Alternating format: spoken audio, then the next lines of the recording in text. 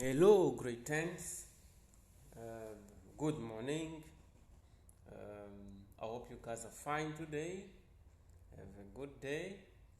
And we have a new lesson today, alright? We are going to focus on Kingdom Plantae, okay? Kingdom Plantae, because we are speaking about the 5 kingdoms.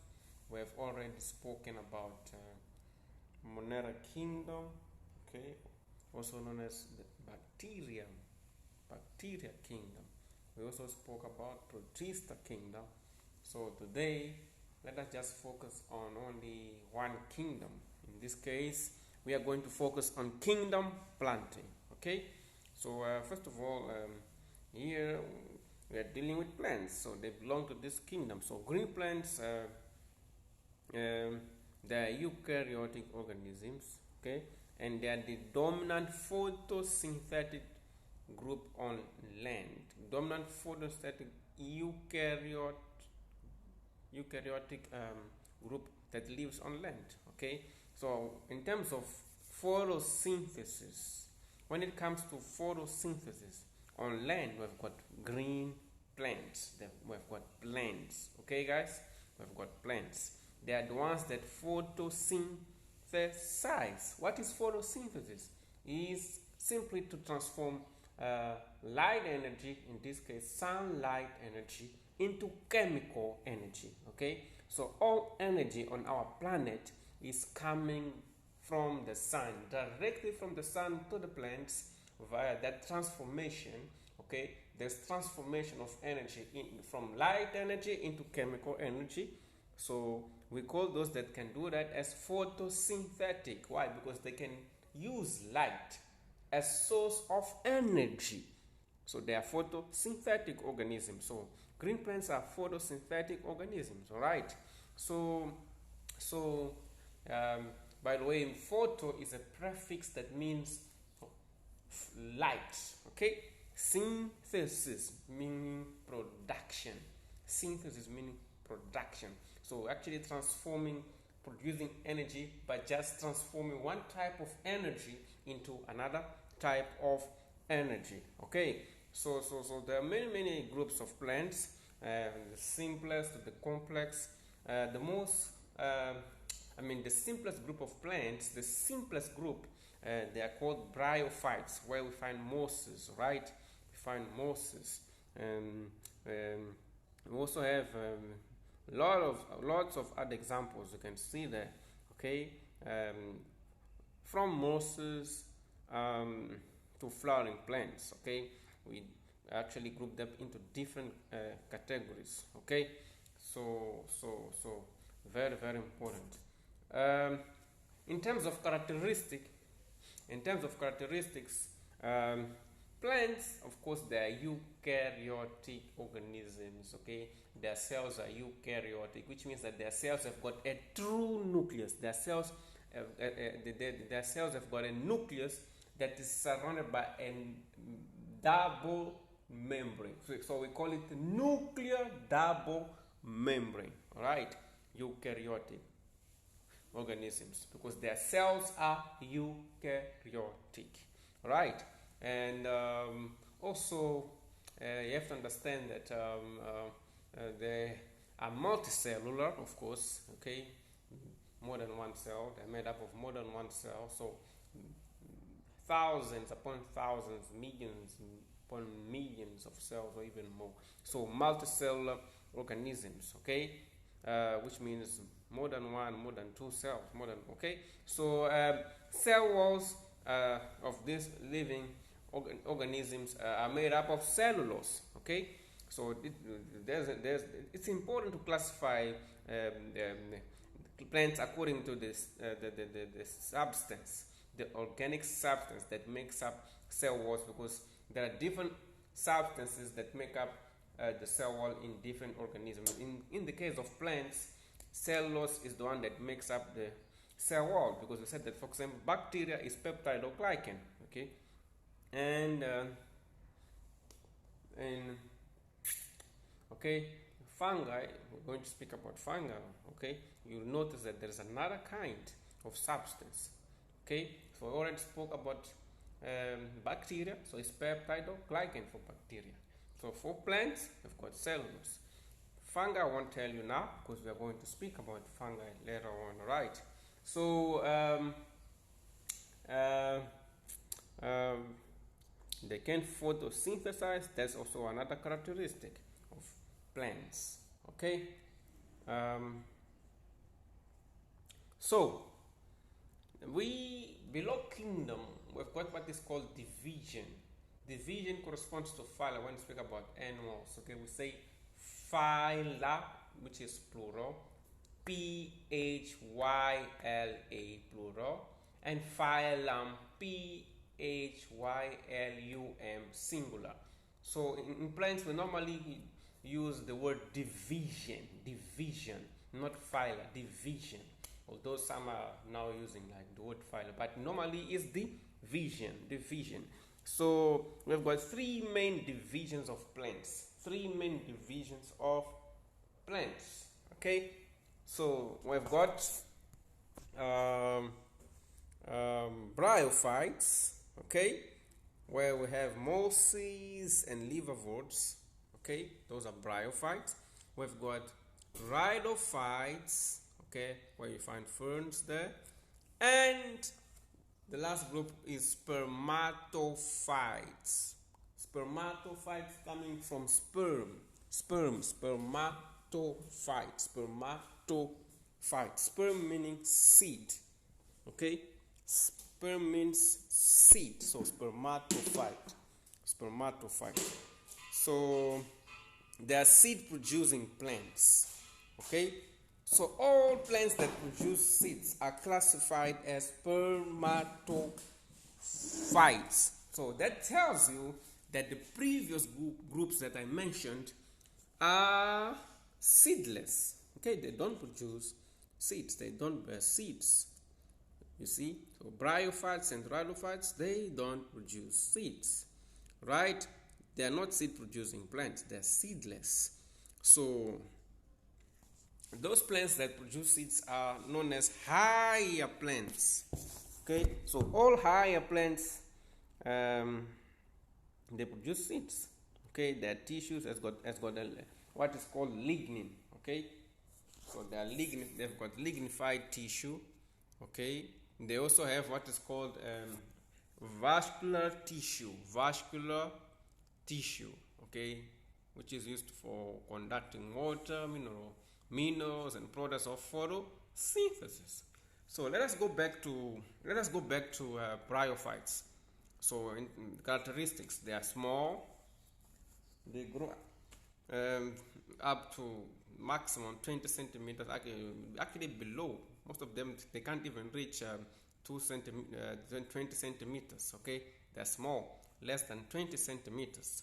The body is called thallus, right? Because it does not have a vascular tissue, which means it does not have xylem and phloem.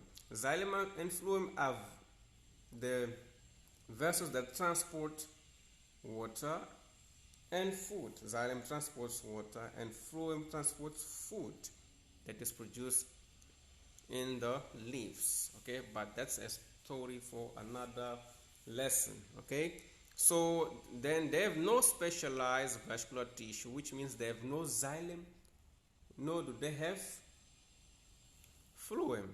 Okay, vascular tissues is xylem and phloem. So those are the ones that conduct water, xylem, and food, phloem. Okay, and in this case, when we speak about plants, we have what is called alternation of generation. We've got alternation of generation. We've got a generation known as gametophyte. So you see the table here, gametophyte, and another generation that is called sporophyte. So the gametophyte generation produces the gametes, sex cells, and the sporophyte generation produces spores. Okay, I won't develop that very much because we speak about that in grade 11. This is grade 10, just giving you the basic. Okay, gametes, sex cells, and sporophyte produces spores. Okay, so no seeds. Okay, And the bryophytes are known for specific characteristics that they have. They are peculiar because they can only be found in damp places, those places that are always wet, there is always water there, because their reproduction depends on water. They can't survive on a dry place. Dry places are not their habitat because their sex cell, the male sex cell, needs to swim towards the female sex cell, so it needs water. So their reproduction is really dependent on water. So they can only be found in areas that are wet. You see, where people wash clothes, for example, there's a place there, or people are always, for example, using water there. That place is always wet. You notice those green things that actually grow on the wall. Some of those things, okay, they are plants actually. Okay, normally those green things that are there, you might think that they are not plants, but they are. They are actually what? Plants that belong to the bryophytes. Okay, they are plants. So they just grow where it is wet, on wet environments. So those are plants, my friends. Okay, mosses. Okay, those are plants. Those green things there, very, very, very small, those centimeters or even less. But those are an example of plants that you find, and you see that those places in a tank, for example, in a tank of any kind, it's always wet there. And if people don't clean it every day, you notice that with time those green things start to actually grow there. Okay, those are plants. All right, the bryophytes. Okay. We also have the rhydophytes. The rhydophytes, they grow up to 20 meters. They are trees, called ferns. And for the first time here, these ones have got true leaves, stems, and roots, because the other group, they don't have differentiation into stem, leaves, and roots. But here, for the first time, plants. So it's an evolution, evolutionary process taking place here. Right? And leaves are usually compound, and the stems of most ferns form. Okay, that's another. But the main point here is that this group of plants have got true leaves, stems, and roots. True leaves, true stems, and true roots for the first time. So there is a development that is taking place. There is an evolution process that is taking place. So plants now are trying to colonize land. So they're actually proceeding. They are progressing into colonizing land. So as they do that, they must detach themselves from dependence on water. So they are trying to gain independence from water when it comes to reproduction. You see? So that's it. So I forgot to tell you that in bryophytes, the gametophyte is dominant over the sporophyte. But now, starting from rhydophytes, the sporophyte generation is dominant over the gametophyte generation. Okay? Later on, okay, in grade 11, we speak about that. But the aim of this video is not to give you a lot of details. So I'll just stop there. So now I've got the spermatophytes, all seed-bearing plants, all seed-producing plants, right, called higher plants, okay? So I've got two main groups here. I've got the first group, gymnosperms, and the other group, angiosperms. Gymno meaning naked, sperm seed. So gymnosperm means naked or exposed seeds. So they don't bear fruits. They don't produce fruits, right? So they are large trees. Of course, their leaves are true, their stems are true, and their roots are true, right? They are more developed now than the previous groups. So these ones are now for the first time independent from water. Their reproduction is not dependent on water. Their reproduction is independent from water.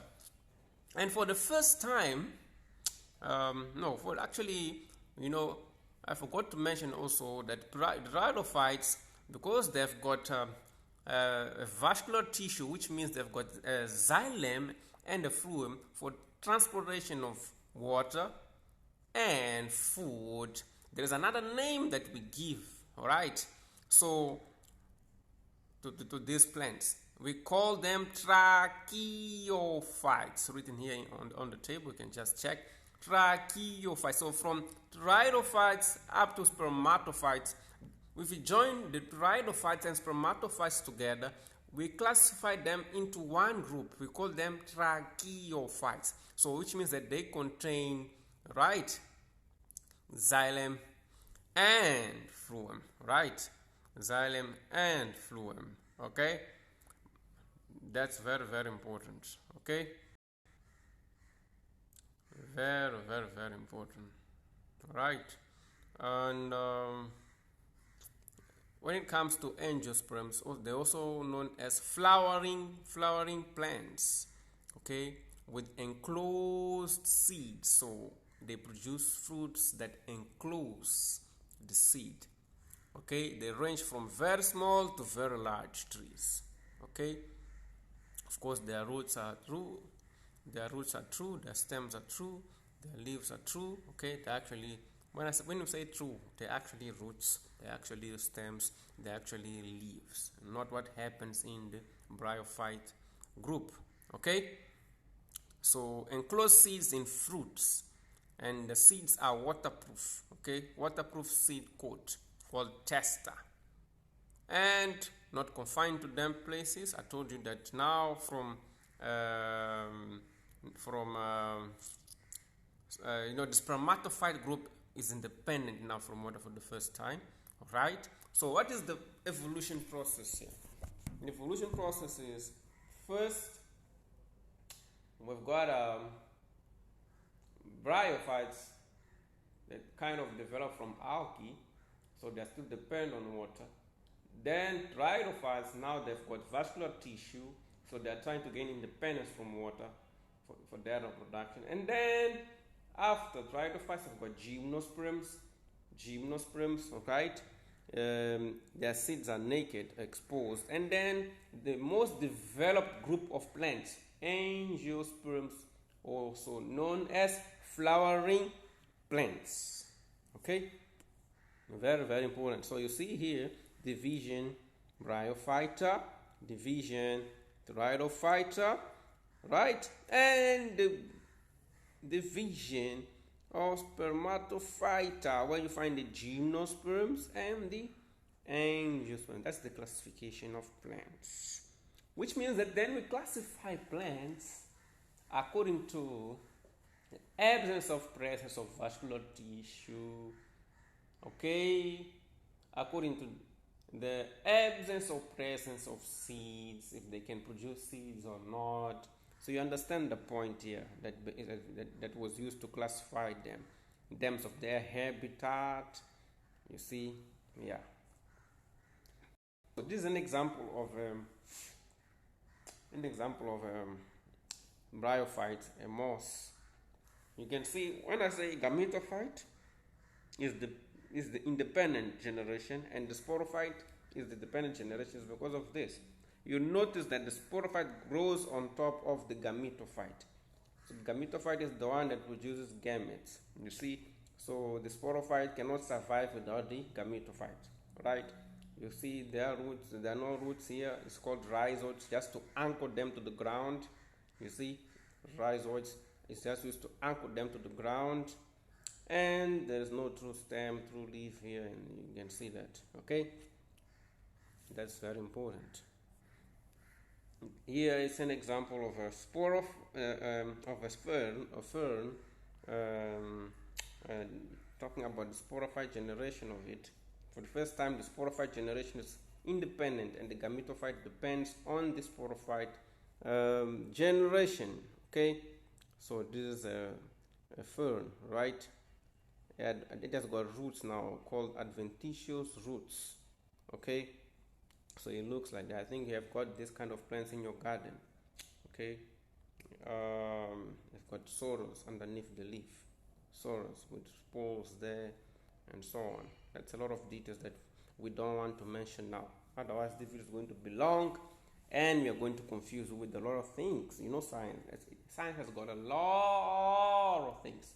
Even now that I'm speaking, scientists are still discovering things, still debating about classification. That's why when it comes to classification of living things, there's always a debate, different ways of classifying things. I told you, for example, here, some use the word division. Some say no, we can also use the word phylum. Yeah, science is like that. It's an ongoing debate, ongoing change taking place there. Yeah. So these are gymnosperms. Example of trees, they don't produce fruit, right? No fruits here. And this is the flowering plant, angiosperm. See the flowers there. So all plants that can produce fruits are known as angiosperms. They've got flowers. If you want to understand sporophyte generation and gametophyte generation very well, I can use a flowering plant to explain. So look at the whole tree as the sporophyte generation, the one that produces spores, seeds, okay? Sporophyte generation. Then look at the flower as the gametophyte generation, right? The flower has got female gametes and male gametes in the same flower. Normally it's like that. So imagine, can the flower survive without the tree? No. If you take a flower out of the original tree, okay, even if you try to plant it, it won't survive. It won't develop roots because it's just there for reproduction. It's called the gametophyte generation of this plant here. And the whole tree is the sporophyte generation. So when we say that the sporophyte here in this case is independent, just because of that. It means that the gametophyte, which is the flower, depends on the sporophyte. So the gametophyte cannot survive without the sporophyte, cannot get food without the sporophyte, because the sporophyte is, in this case, is the one that's got roots, right? It is anchored to the ground, is the one that absorbs water, is the one that produces food in the leaf, and that food is eventually taken into the flower to nourish the flower, so that the flower can keep on developing, and the flower with time becomes a fruit. Okay, so the flower is the gametophyte generation, the whole tree is the sporophyte generation. That's the simplest way to explain this. Okay, I hope you got the point. Just reminding you that it's not that only plants can photosynthesize. Okay, not only plants can photosynthesize. There are other types of organisms that can also do the same. That's just a reminder. When we spoke about protista, we see that algae are classified as protista. So they are protists. You see the table here, giving you the example of algae. Okay, they are actually photosynthetic organisms. They can photosynthesize. Just a reminder. Thank you, guys. Have a nice day. God bless you.